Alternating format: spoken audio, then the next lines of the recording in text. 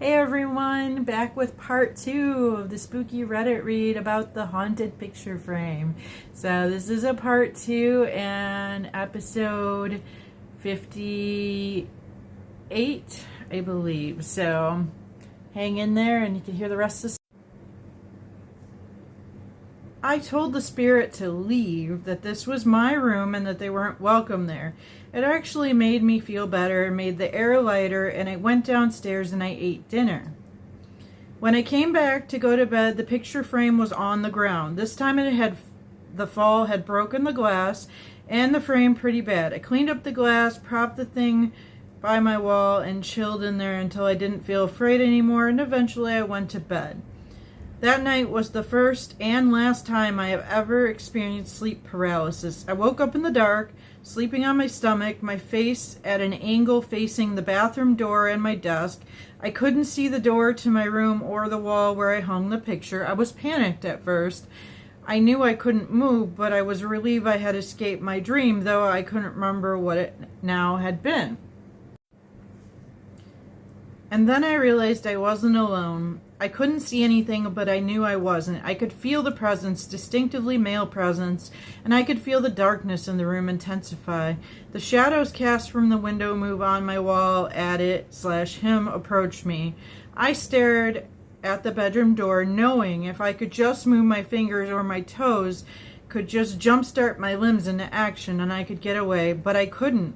The bed pressed in on both sides of my bed by my feet like someone had put their hands on either side of my feet. Then bit by bit I felt those invisible hands crawl further and farther upward. I could feel warm breath on my calves while I lay frozen in terror. I saw the bed move with my own eyes right by my tilted head. It compressed like somebody was putting pressure on it, but there was nothing there. The warm breath expelled straight onto my neck.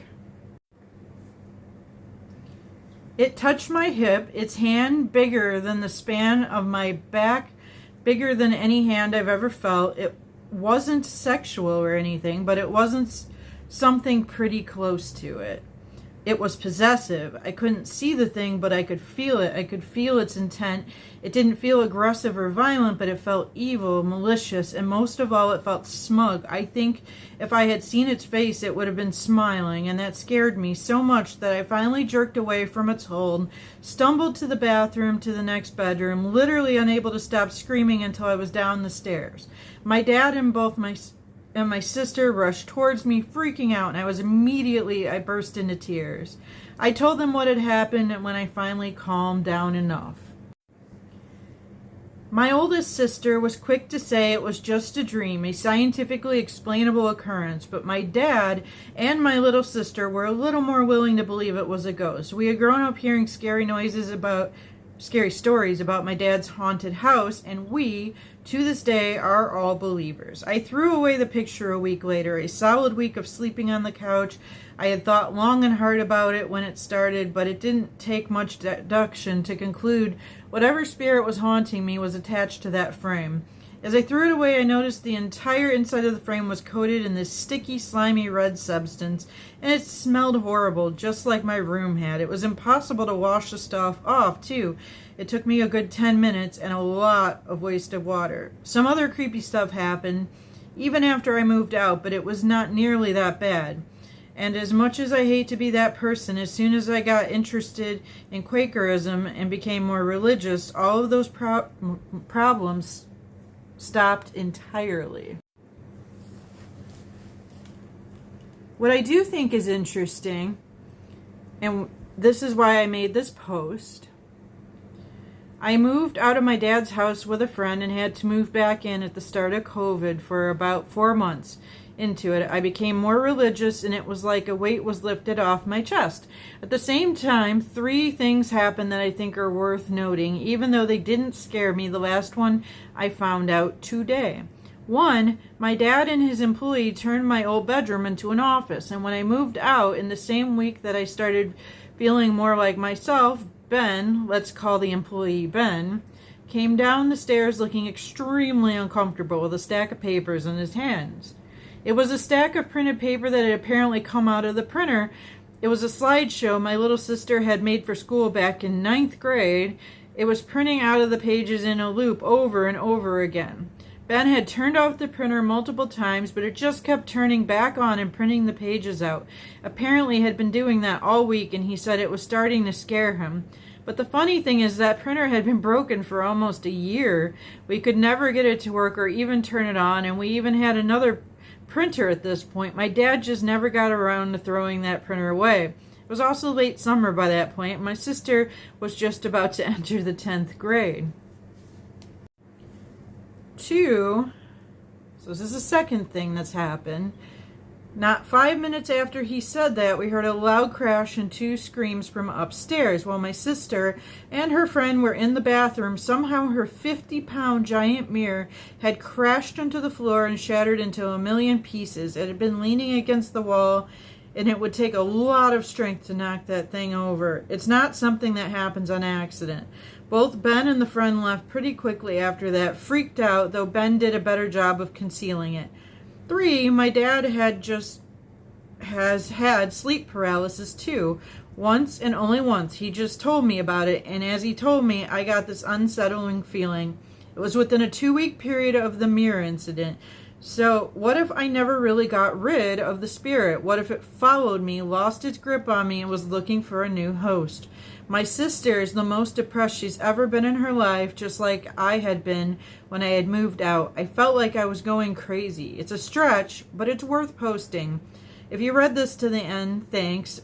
Please let me know your thoughts. Now, I do want to go to the top here because I forgot on this one to tell you guys how long ago. I think it was posted a while ago. So this was from 4 years ago on a subreddit.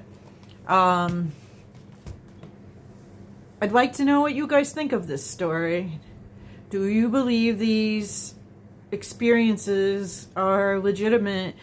And did they come from something attached to that picture frame? She describes something very male, in her opinion, with the sleep paralysis incident. And it seems like the brute force, the ripping things off the walls, if you call that for sure paranormal, that it makes sense it could be masculine. And I actually had a very similar experience with something like that. So with that said, I think it's possible. I think it's very possible it's paranormal.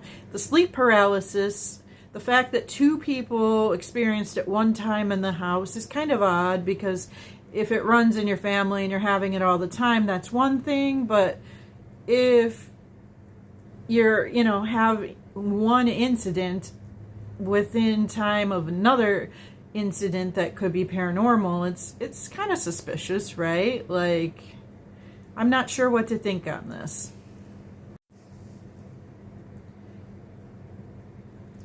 Honestly, when they talk about the dad always believing and having experiences, I kind of wonder if the home had an existing haunting.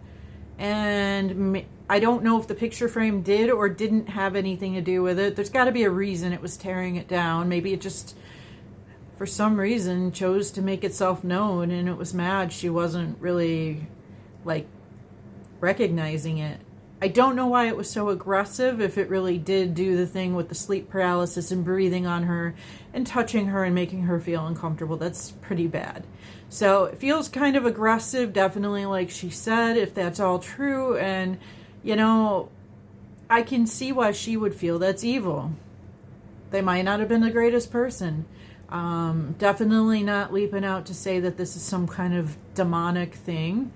I'm really not sure, but it does kind of feel like somebody who has a very possessive hold, but perhaps on the house or the family, not so much on that picture frame. Drop your thoughts in the comments and hit that repost. And if you made it through this whole thing, thank you so much for listening. I'll see you tomorrow.